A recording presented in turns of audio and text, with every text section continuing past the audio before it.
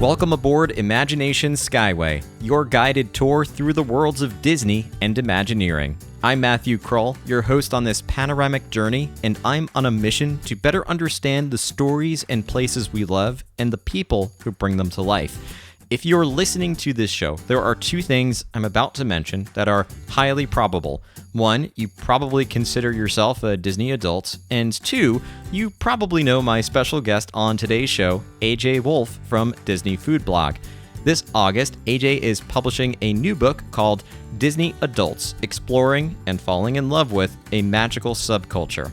Our discussion today is all about this topic. We explore the definition, psychology, and implications of Disney Adults, a title that applies to both of us and I'm sure many of you listening. After our conversation, be sure to head to ajwolfe.com, spelled out AJWOLFE.com, to pre-order and learn more about her new book. As you fasten your seatbelt, I encourage you to take out your mobile devices and search for Imagination Skyway on your favorite social media app. Better yet, if you're looking for ad-free episodes, bonus content, or the ability to comment directly on the podcast, head to patreon.com/imaginationskyway, where you can sign up for a free account or a premium subscription. And if this episode leaves you yearning for a trip to Disney or any other destination, reach out to our partners and sponsors at KMV Travel by visiting kmvtravel.com/skyway. As we begin our journey, please remain seated, keep your hands and arms inside the podcast at all times, and enjoy your journey aboard Imagination Skyway.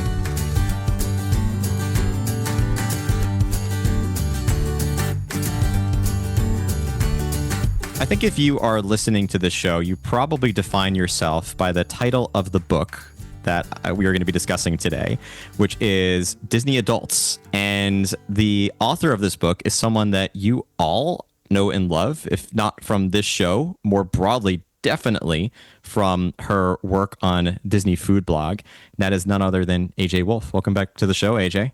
Thank you, Matthew Kroll. I'm very excited to be on the show. I love the formality of us starting this out. We use our full names and Mr. Kroll.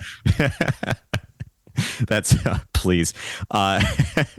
Would never want a listener addressing me that way. I feel so way too formal. It's I think it's just the cast member in me, right? You go by your first name and that's it. You don't go by anything else. That's what Walt said. Just first names only. Yeah. I had you on the show before, as I said, and that doesn't change what I'm going to start with here, which is I have been doing rapid fire questions now for every guest, whether you're a new guest or a repeat guest. And if you're a repeat guest, I switch them up related to the topic at hand. So we're going to spend most of the time talking about your book, but I wanted to first ask a few questions I've never had the chance to ask before because it is such a niche topic. And the first one is, what is your favorite adults-only Disney experience?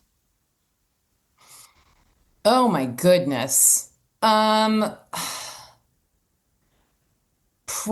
Palo Brunch on the cruise line. I had a feeling it was going to be cruise related. I was just putting that out there. I think AJ is going to say something cruise related. Yeah, probably Palo Brunch, maybe like Serenity Bay over there on Castaway. But yeah, because cruise line obviously offers more adults only opportunities than the parks do at the moment. Yes. And watch this space. So yeah, I think that would probably be it. That's a great answer. Let's jump to, I only have three of them. Second one is, what Disney attraction, this is an interesting one. What Disney attraction is better as an adult than as a kid? There's not many of them, but there are, I think, a few niche shows or rides that may get better with age. I'm very intrigued to figure out what your short list is. I think everyone knows the top of my lists. Really? Yeah. What is it? Living with the Land. Oh, Living with the Land is great for all ages, but it gets better with age. I think it does get better with age. I would say, well, if that's the case, then I would probably put my three top favorite rides of all time in there, which are Living with the Land, People Mover, and and Spaceship Earth, because Hmm. those are all super boring for kids. But yeah, so those are probably some of my favorites. But there's I would also say there's probably a bunch in like Tokyo Disney that as you get older, you recognize so much more that went into it. So, and there are also probably lots of rides and attractions that are better as a as a Disney adult than they are just as a rando. Because you're really recognizing the Imagineering that goes into them and how cool it is and all the little backstories that nobody else notices. So, yeah. Yeah. Well, this initial preface is getting me excited for our meat of the topic here. But my last one is for a solo Disney adult. And I know Yeah. that there's different ways that Disney adults can go to the parks, but for a solo Disney adult, where would you say is the best place to stay? I'm going to specify at Walt Disney World. At Walt Disney World. Well, I go as a Disney adult all the time, and I personally do like to stay someplace like Beach Club, Yacht Club, Boardwalk, because I can usually get a pretty good annual pass holder discount at those Hmm. locations. And then I can walk to two parks and I've got so many restaurants around and so there's just I don't really have to leave that area if I don't really want to go to Magic Kingdom. Whereas if you stay someplace like, you know, if you stay someplace like even Riviera or the All Stars, like it's hard to get places quickly. And so as a solo, I like to be able to just, go anywhere at the drop of a hat. So I like having access to lots of different places. The walking score is key, is what it all Yeah, comes down it to, really is. especially to Epcot. Yeah, right, exactly. And I think if you stay in the Magic Kingdom resorts, which are gonna, cost you $700 at minimum, then you have quick access to Magic Kingdom, but how many times do you want to go to Magic Kingdom while you're there? And then you have, a big transportation quandary for all your other days. Yeah, that makes sense. Well, then let's get into this. I want to start by asking if this is I think a very it was a very challenging question for me to answer, but as someone who has now written the book, I'll turn it over to you. Can you define Disney adults I can try. in one This sentence max? It's got to be 10 seconds. No, take the time that you need. I do have an elevator pitch for what's a Disney adult, but at this point, I will say that this was the first question I, of course, had to deep dive into before I even, pitched the book was what is a Disney adult? Because the concept of a Disney adult in the to the general public is pretty new. I argue in the book that Disney adults have been around since 19, really like 33, but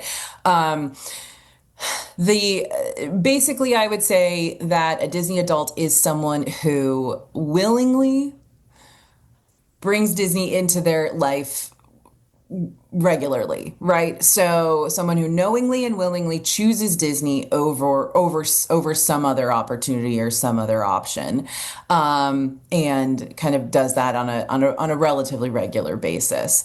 So that's how I'm broadly, choosing to define Disney adult is that they're like, yes, I choose Disney. That's great. When you say choose Disney, are you referring to experiences or films or merchandise or any other insert category Anything. here? Anything. It can be, this is where I choose to vacation. These are I choose to see Disney movies regularly.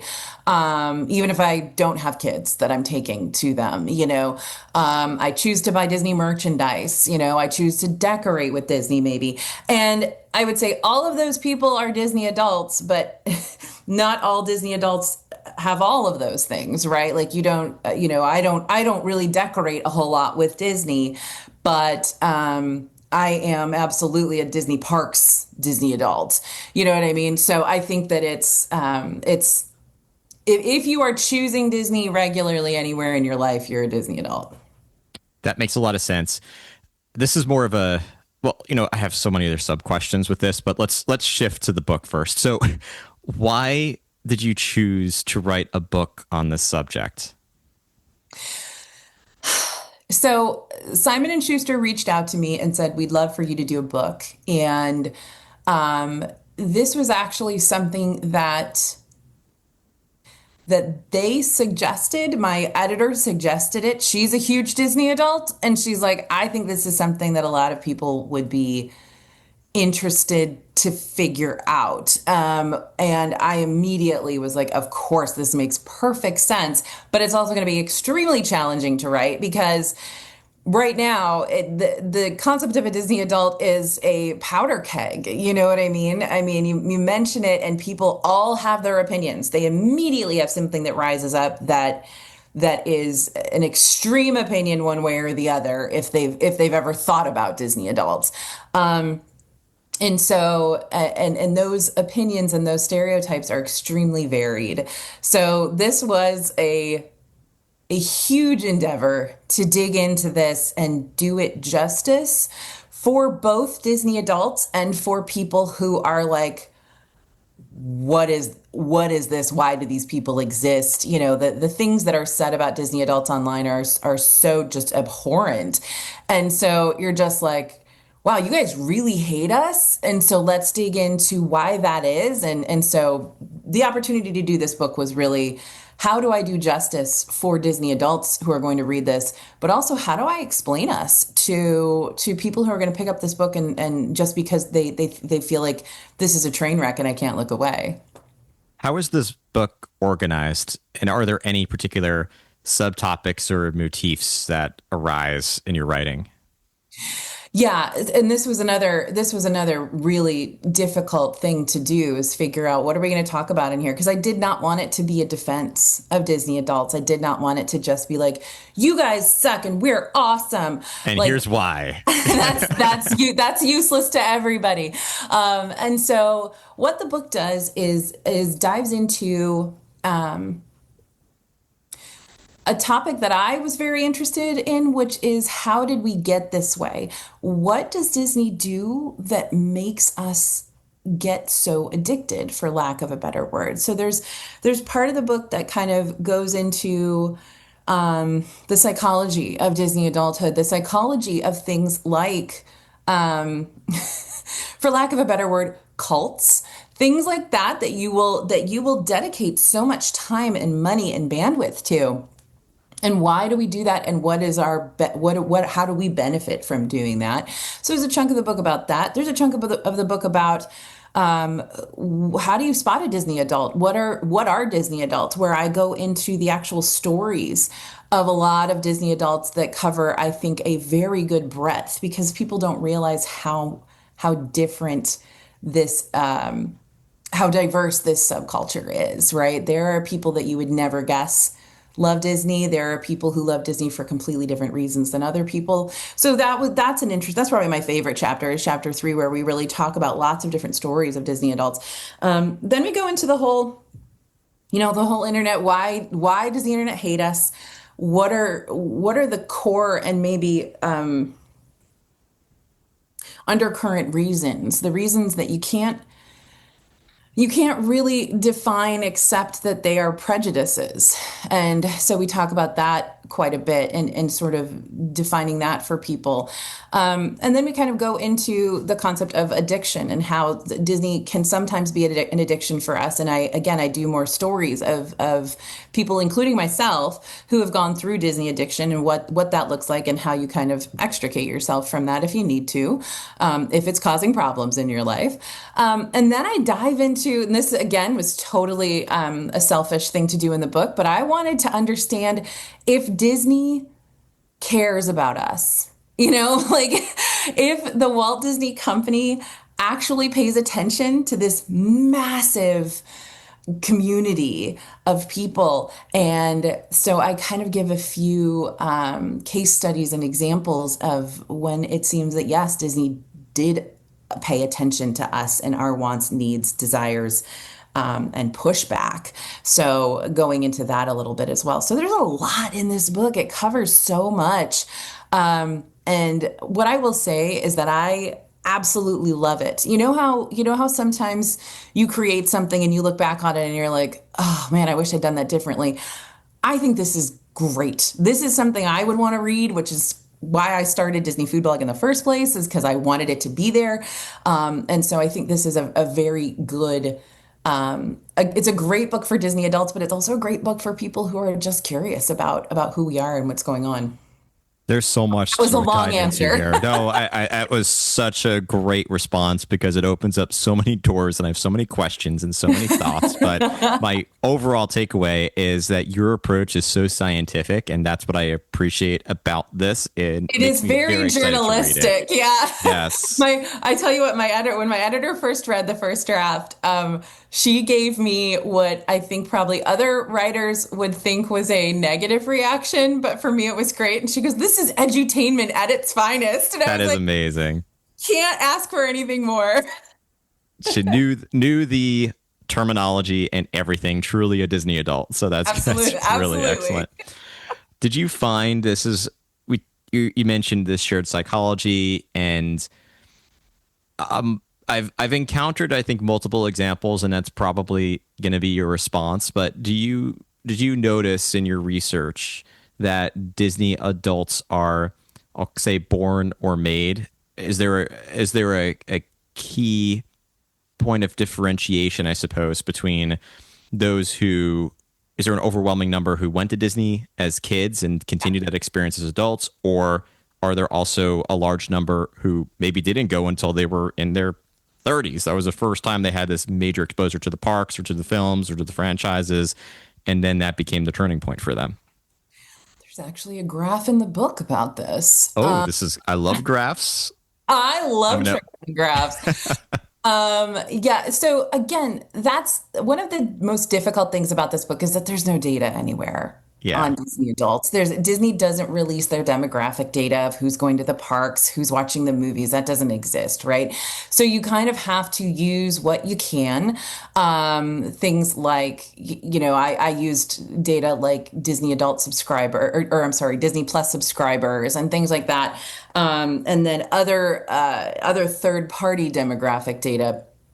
But I also polled my audience because I have a big audience and I could not have done this without them and their feedback and their, well, this is my story kind of thing. And so did kind of a pretty generous poll across several Disney adults from all different places, not just my audience, but several different places. And what I found was that the majority of us do have a childhood experience that kind of started us on this route. Not everyone. A lot of people come to this through a spouse or through, a friend later on. But a lot of us have a childhood experience that they were first kind of exposed to Disney and loved it at a younger age, because a lot of people do associate their love of Disney. It's also not a thing that you just randomly start to love. You love it because someone you love loves it. Someone else in your life, you have an experience or a memory with them of a Disney related thing. And that sometimes, that nostalgia spurs you forward, wanting to repeat that kind of memory. So that's a big piece of it.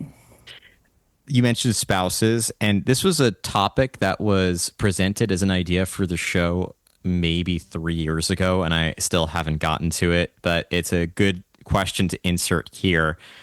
Did you uncover any strategies or ways in which someone can, who is a Disney adult, get a partner, a spouse, a significant other, choose your terminology, who is not a Disney adult, Yeah. to, I'm not going to say convert them, but to have an empathetic understanding of that love?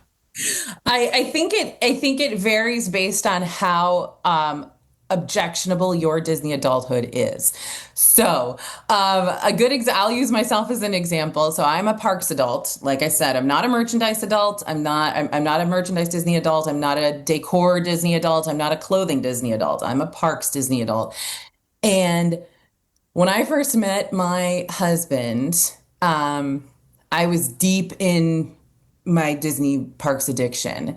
And I was like, how do I get him to go to Disney World? And so what I literally did when I created a trip that just, I guess, went to all of his, what I knew he would love, right? Lots of resort time and pool time, lots of food, lots of like great restaurants, maybe one or two or three rides that I thought he might like. And I made sure we went during a time where there were no crowds because I knew he would absolutely hate being in a crowded place. So I like curated this this trip for him. And so I don't think he's a Disney adult at this point, but I think he does understand why people would love this and like it. And he's willing to go with me once in a while.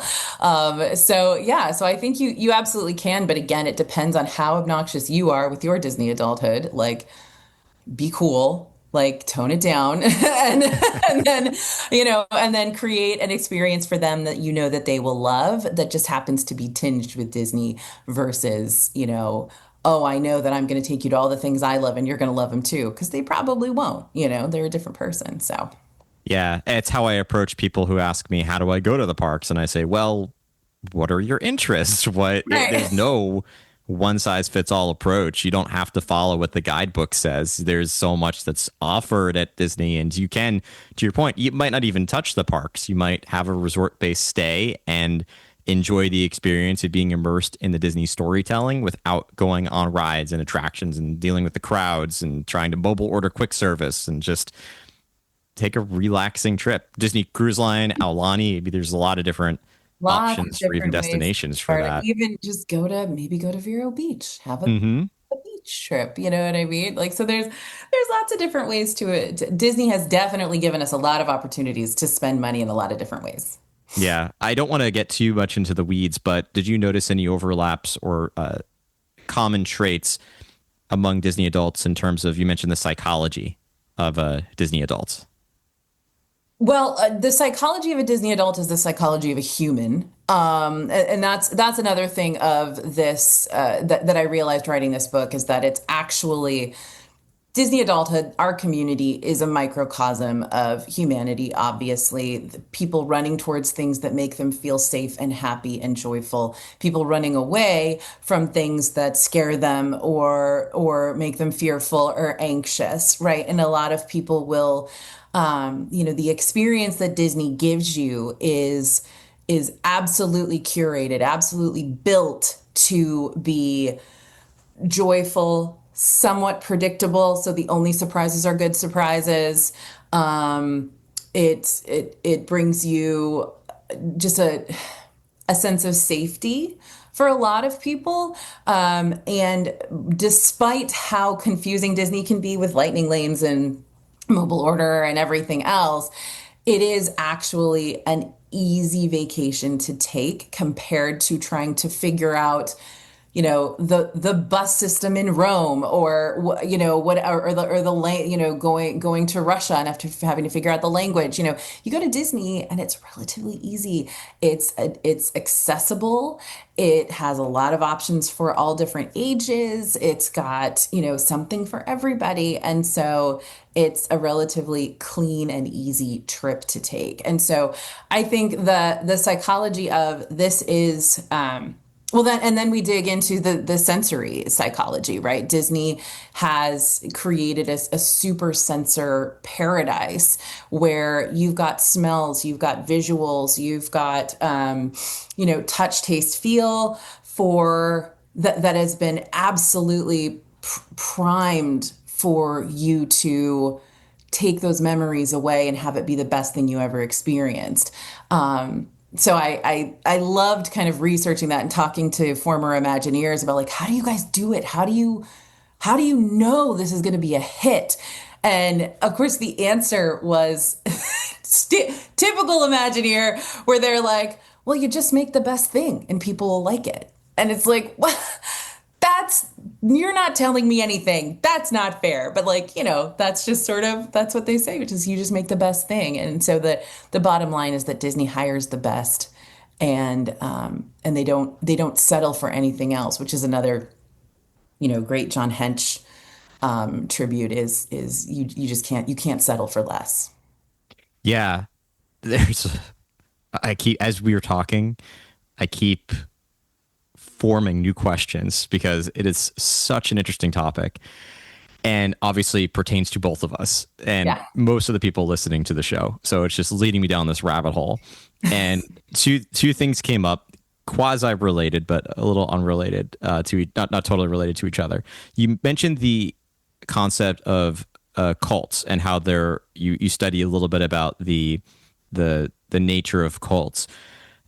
I've seen and in some ways can understand the analogy to a religion Yeah. where you have this shared community that is listening to and reiterating the same stories and morals and principles, following the same rituals, and in those some cases, a pilgrimage, you could call Yep. it, to parks and especially to Disneyland. I call the ultimate pilgrimage to see where Walt started it and where it all formed.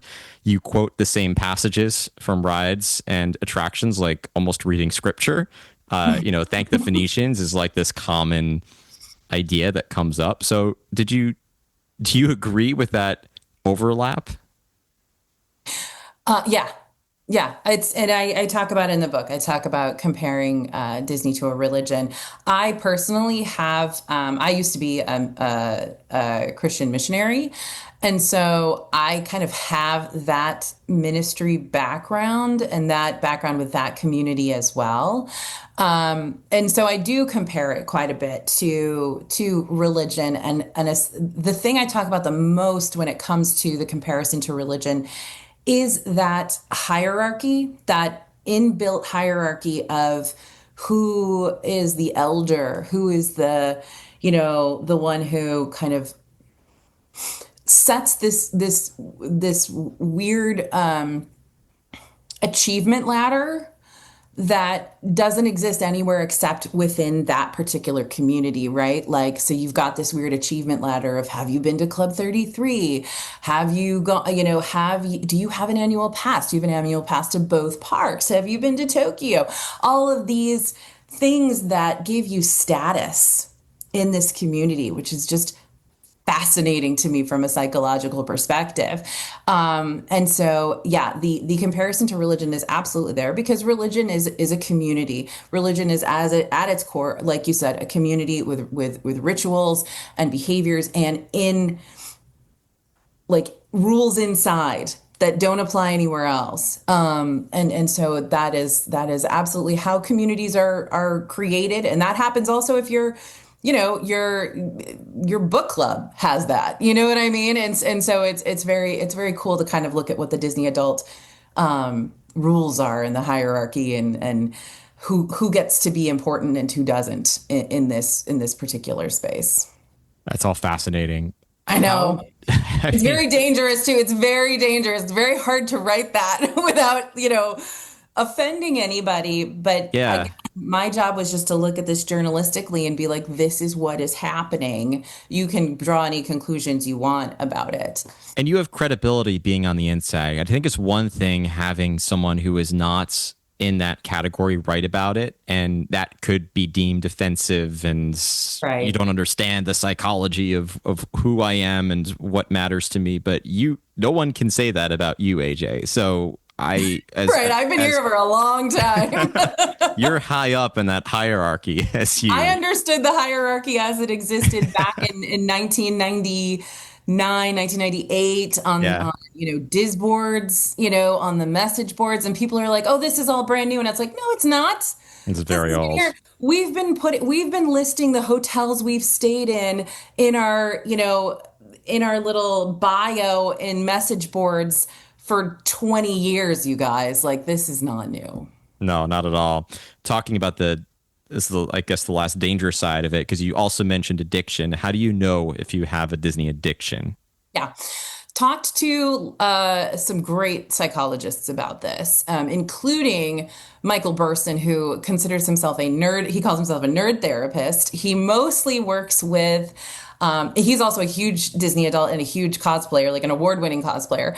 But Also on the he inside, that's always helpful. Hmm. Yeah, he works a lot with game addiction. But the same rules apply, right, to kind of a Disney addiction as apply to a game addiction. And I actually kind of go through this in the book of like, here's what, here's why people love this so much. And when I asked him, how do you know when you've gone too far? Is there a line? And the truth is that the line's different for everybody. And what you just need to look at is this somehow negatively affecting your life or your relationships or your job, right? Like, so if you are getting to the point where you're not talking to certain friends anymore that you value because of their criticism of of your Disney adulthood or your addiction or whatever. If you haven't spoken to your family for a really, really long time because they're critical of it. If you realize, like I did, that you're $17,000 in debt because you keep going to Disney World, those kinds of things are objective, indicators that, okay, this you might need to pull back on this a little bit. But something else that Michael Burson said to me, which was great, is like the first thing when you have an addiction is recognizing that you want to change. If you don't want to change, then you're not going to change. So, that's even if someone comes in and does an intervention with you, if you have no desire to change your behavior, then you're not going to. So that's step one. But yeah, looking at your life and going like, like I did. And I was like, $17,000 in debt to go to Disney World is probably not a good idea. Why don't we do something about this? And that's a good obvious indicator. But for a lot of people, it is relationships or your job. You're pulling, you're not getting the stuff done that you need to get done in your life, and you're not having good positive relationships. That makes sense. You want it all your fandom to impact your life positively and not have any negative implications. And those are the things you need to weed out and fix in order to have that positive association with Yeah. the brand. And it can be very confusing as well. I have heard stories of marriages breaking up because of affairs that were based in the Disney addiction, and it might feel like that's a good change for your life if you're like, oh, I found this other person that I love and I'm going to go towards this. And it's like, that's a very hard thing to work through and figure out, is this good or bad for my life? And so that's when you probably do want to find someone to talk to and be like, I can't tell if this is the right direction or not. So I mean, it's very confusing and very hard. It's definitely not easy sometimes to figure that out. Like it was for Yeah. me. I'm like, yeah, debt, not good, Yeah. obviously. But you may be at a point in your life that you need a change in a different direction, or maybe those friends that you're pulling away from weren't a good influence in the first place. I don't know. So go talk to somebody and get their objective feedback. Of course. I know you also prefaced in the beginning that Disney obviously doesn't share a lot of data, and that makes a lot of complete sense. They are, although publicly traded, they're not going to share their trade secrets or their marketing research, marketing strategy, or anything along those lines. But Disney obviously acknowledges adults to some extent. Are there any obvious Disney adults experiences or any obvious ways in which Disney addresses Disney adults? The first thing that honestly came to my mind was Disney Vacation Club, because that's telling Disney, or providing a product or service that says, I want to keep coming back. I want to keep staying at deluxe level accommodations, and I want to do it more affordably than if I were to rent with cash. And even if it's for the kids, it can't 100% be for the kids because you're willing to come back again and again. Are there any examples that you can share that you've noticed in your research of Disney? Yeah, and Disney Vacation Club is interesting too because that is for 50 years, and your kids are not going to be kids anymore in 50 years, and so you're kind of like, you are really buying into, I want this to be a lifestyle for me. Um, and the fact that Disney Vacation Club is so successful, I think, is is mind-blowing to me because it's not actually a very good investment when you think about relatively where you could invest that money Oh yeah. It's elsewhere. not a financial strategy by any means. It's not a financial strategy. And so to me, that it blows my mind that it is as successful that it is to the point that Disney has now built Disney Vacation Club properties at every single deluxe resort in Walt Disney World, excepting maybe one or two that they will surely build them soon. Yacht club. It's got to be some space around yacht club somewhere. I mean, exactly. So it's just sort of like, anyway, that's mind-boggling to me. But also, I think the fact that Disney has now given, and this isn't research-based, but the fact that Disney has now given space in a theme park to an adults-only location, that's never happened before, right? And so that to me is just absolutely indicative that they understand who their audience is. And I do think that statistically, there are more adults without children than adults with children in the parks at the moment. So I think they know that this particular community is going to continue to grow. You're seeing statistically a lot fewer children being born at the moment. So you're going to have a lot more adults out there who have expendable income, who don't have kids, and who are absolutely nostalgizing back to the 90s and to their early Disney days, right? This is the first, well, the second generation that kind of grew up with Disney, but it's the first generation that grew up with Disney on TV on repeat, right? That you could just rewind and replay the movie. And so I think that it's this community is going to grow and grow and grow, and Disney's going to have to continue to put more adults only options in the parks. Is there a difference between a Disney adult with kids and a Disney adult without?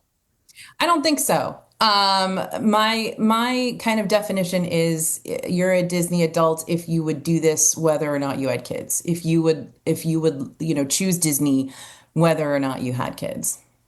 So should Disney create more Disney adults experiences? Like obviously we're talking about Geo 82 is that first example. Should Disney be Yes, doing more of sorry. that? No, no, that's okay. I think everyone listening was like, "Yep, I'm with you. I'm with you. I know what you're talking about." But I'll just say it for those who might be catching up, or who might not have heard it, or not everyone listening is a hardcore Disney fan. Yeah. Maybe they are. I don't know. I'm sure a large number are. Anyway, Geo 82 is the one. Should Disney be creating more experiences like that, and should they just be food focused? Is there anything else you think Disney should be doing? I think that Disney could get a lot of play out of hard ticketed events for just adults. I think that they could. I think that's a good initial testing the waters option for them. And I think with Jollywood Nights, they're kind of doing that a little bit, right? Those are clearly geared towards adults as a hard ticketed event. And I think that while it's not as popular as Mickey's Very Merry Christmas Party yet, I think it is popular and getting more so. So I think they need to do some hard ticketed events, some evening things. I think that's a good start. But yeah, I do think they're going to start to see a need for more adults oriented stuff, even if they do that if they don't do that in Magic Kingdom, if they're going to do that in Hollywood Studios or wherever. But yeah, I think hard ticketed events, people have been asking for 25 years for an adults only evening in the park. You know what I mean? So I think we wrote about that 10 years ago. I know people have been talking about it on the message boards for 20 years. So it'd be interesting to see if they start doing more of that, like the Disneyland After Dark events. Yeah. A few more questions about the book and then a couple of other questions. But is there anything else that's interesting in the book that There's lots of interesting stuff in the book. I suppose something you want people to look out for in the book Yeah. specifically, other than what we've discussed? Something that was very hard to write, but I think is pertinent, is sort of trying to give an insider look at the Disney creator space, the Disney influencer space, and how Disney has evolved, from 2009 when the Parks blog first started, and back before that when they would like sue people, who wrote about them online. into having to work very closely with these people who are talking about them online and they don't have any control over what they're saying, right? That Disney doesn't have any control over what they're saying. I think that back in the day, 20, 25 years ago and before, Disney very carefully curated everything that was said about them online, and before, even pre-internet, right? And for the first time in like that 2010, 2011 space, people had a megaphone to say whatever they wanted, and Disney couldn't do anything about it. And so looking at that evolution, that's a whole book in and of itself. It's a whole PhD thesis in and of itself, of like looking at the evolution of how Disney's had to change and adapt, and how Disney influencers and creators are an entirely new community that has grown out of, social media. It's just fascinating to look at. So that, again, that was very hard to write and very hard to navigate, because I'm talking about creators who are like, well, I want to get invited to Disney's stuff, but what if I don't like it? What if I didn't like the movie or I didn't like the restaurant? Can I say that? Will I get invited again? All of that, the questions that everybody asks but nobody answers in public. I'm answering those in public. I'm giving you, what my experience has been as one of the, I guess, original Disney creators. I mean, I was doing this before social media existed. So, that's an interesting chunk to read. That's an interesting one. Would you say, this is maybe more of a yes or no question, but would you say that this book is intended more for Disney adults or people who are interested in Disney adults who themselves aren't?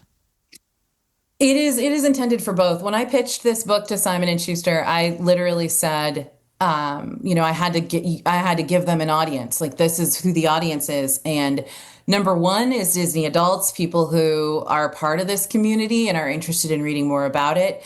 But the other 50% of people who are interested in this are people who are going to be like, I don't have any idea, like who want to watch it like a reality show, right? Who want to look at it like, these people are crazy. I do not get them. And I want to, like I said, a train wreck. I want to watch the train wreck.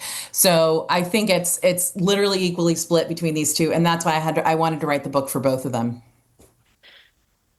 That's what I thought your answer would be. But, that leads me into asking, what are you hoping people will take away from it? And I'll ask if there's also a difference between those two groups. If you're hoping those inside who are Disney adults will take something away different than those who are outside.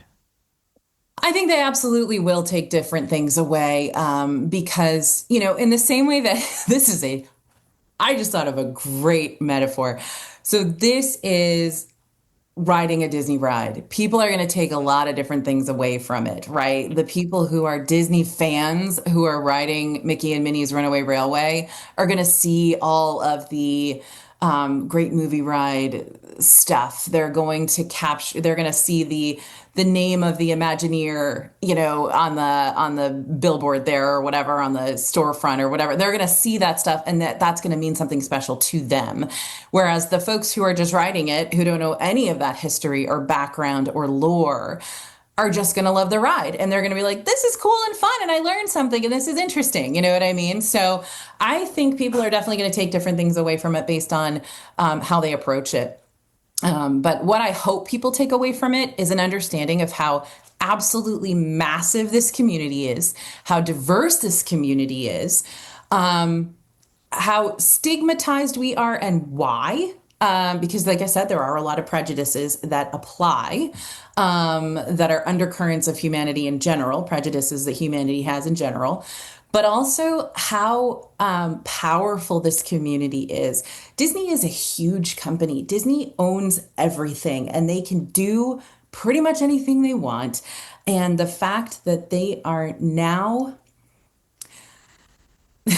sort of counteracted. They have this public group that can join together and say XYZ, right? And of course, I talk in there about the parental rights and education bill and what happened as a result of social media groundswell, as well as cast member response and how that all played out. If social media and the Disney adult community didn't exist, I think that would have been a very different situation. So I think this community is extremely powerful. They vote with their dollar, and but now they also have a megaphone online that they can, voice their opinions. I think it's fascinating too that, and again, I've already answered the question, but I think something else I go into in this book is the whole blue sky announcement thing, which was brand new for Disney back in what, 2021, 2022, when they were like, hey, here's some things we're thinking about doing, right? Which they've never done before. Back in the day, I literally was on a boat in Disney World sailing past Bay Lake Tower, which was already built, but Disney hadn't announced it yet. And so I said to the cast member, hey, what's that? And he's like, I don't know what you're talking about. What building? Right. Look So this way. back Yeah. back in the day, Disney did not say anything about the things that they weren't sure of. So this whole blue sky thing was a brilliant way to get immediate feedback from their audience on what they liked and what they didn't like, so they could take that data and apply it to the game plan. And I'm just like, that's so smart. Like, of course they're going, I mean, of course you need to use this community to your advantage, Disney. And so I think the last few words in the book are like, what more could you want? What more could you want than this huge invested in love community that, may be a pain in your butt once in a while, but you're going to get all the information you need from us because we're going to willingly and happily give it to you. So anyway, that's something else that's interesting, is how powerful this community is, how much change we've already made in the Walt Disney Company, and how much more there could be coming. Yeah, I think it was Bob Iger himself who said, and I'm paraphrasing, but what a privilege it is to have such passionate fans. Yeah. Well, it better be. Yeah. I mean, like I said, we're a pain in the butt sometimes, but man, we spend an awful lot of money and we are addicted to what you do, and we're going to be here long after you are, Yeah, you absolutely. know? A community will continue to thrive. Yeah, you mentioned something before, and this was is a little more of a personal question, but it's something you and I have talked about in the past, off the record, and it I think applies to this too, which is up until, as at least as life as creator. So you started this in 2009 is when you started doing Disney Food Blog, and when I started the podcast, it was 2017. It was a very different model. And because of that, I felt the need right away, despite what my personal preferences are, to put my face out there. Yeah. And I've said to you, like, I love doing reels where I'm not in it. Like it works when I'm in it, but I love not being in it because I just love focusing the attention on the thing and not on me. Mhm. And you, for the longest time, have had this shroud of mystery around, like, who is AJ? And with this book, you've made the decision to be more present in your social media. So what I'm just going to ask the blanket statement of what that process was like for you, whether it's the decision making process or the reveal, I'll call it, of who you are, and how that experience has been. The reason why I'm putting my face out there in reference to this book, and note that it is only in reference to this book. Like, you Hmm. will not see AJ after this book launch. um, is because this is a very personal book to me. And I think that that's one thing I haven't talked about yet on this podcast, is that the thread through all of this is me and my experience as a Disney adult. There's a lot in here about, my dad and my experience kind of becoming a Disney fan, through bonding with my dad about it. And, my own experience, like I said, of going into debt, of being addicted to Disney, what my life was like during that time. So there's a lot in here that my job for Disney Food Blog has always been to be as relatable as possible, and to make sure that people know what they're going to experience when they go to Disney, and know to not make the same mistakes that I did. And so it's the same sort of thing here, but it's a lot more personal. Disney Food Blog is a guide. here's what you need to know, here's the pros and cons, very balanced. Whereas this book is my truth, right? I mean, and so I knew that it was important for me to be visually available to people to kind of see who was talking to them for this book. But Disney food blog content will continue to not have me in it. And in the future, after kind of this book launch is over, you know, we'll see what happens if I get to do another book, or if, you know, I get to do any speaking engagements or anything like that. Great. But for now, that was the reasoning behind it, is that this is a very personal project for me, and I wanted to be available to the incredible supportive audience I've had for so many years, to be like, okay, this is for us. That's a very strong rationale for that delineation, and it absolutely makes sense. And I'll shift to another aspect about you, which is the thing that, in addition to the information you provide, what I love and what a lot of other people love about your Disney food blog content is your voice. You have such a great voice. So with the book, are you narrating the entire thing? Because that's an important question here. Okay, so that's how I'm going to be consuming this book, is by listening. In the car, on the go, at the gym, something one way or another. So then how can people, and when can people get their hands on this book? You can pre-order it now. You can pre-order the book, the Kindle, the audiobook. Excuse me, just burped. I'm sorry. That's right. I said flued, so we're you can pre-order it everywhere right now, anywhere that you buy books. And if you want links to all those places so you can choose, we have all those links up at ajwolfe.com. And so that's where you can get the book. And then it launches on August 5th. So you will get your copy on that day, depending on where you buy from. So yeah, that's what the deal is. And this episode is going to be live 3 days before then, on August 2nd. So yeah, if you're listening now, you can pre-order. If you're listening live, if it's a few days later, it's out. So go and get it. Make sure you get that book. I certainly am. And is there anything else? I know we're focusing on the book, but is there anything else you want to plug for Disney Food Blog? I think everybody knows where to go for that, so I'm not going to ask, where could we go to see Disney Food Blog? You know, it's everywhere. So is there anything specific you want to plug for Disney Food Blog this summer, or whatever else is going on in 2025? No, I mean, not really. I feel like I should, but like it's, you know, every single day we cover it all. You know, we're in the parks every day. We're going to every place that has new food. We're letting you know what it's like. So I feel like we kind of, every day is a is a giant party for us. So just go ahead and follow along. Join up over on YouTube at DFB Guide. You know, TikTok, Instagram, Facebook, we're all those places for you. Definitely one of the best places for a Disney adult. AJ, thank you. This has been a fascinating conversation, and I've enjoyed it immensely, and I'm really looking forward to your book. So thanks for taking the time today. Thank you for having me on. I appreciate it. Of course.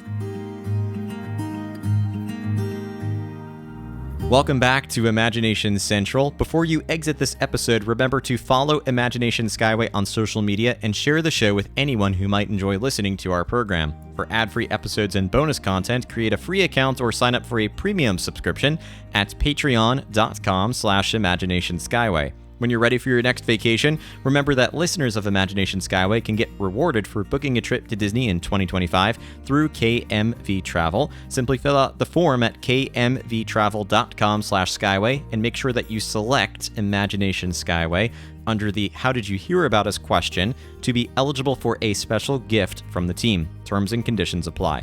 As you disembark, please remember to remain fully seated until the podcast comes to a complete stop. Then gather your belongings and watch your head and step as you exit. Thank you so much for joining me aboard Imagination Skyway, and remember, if we can dream it, we can do it.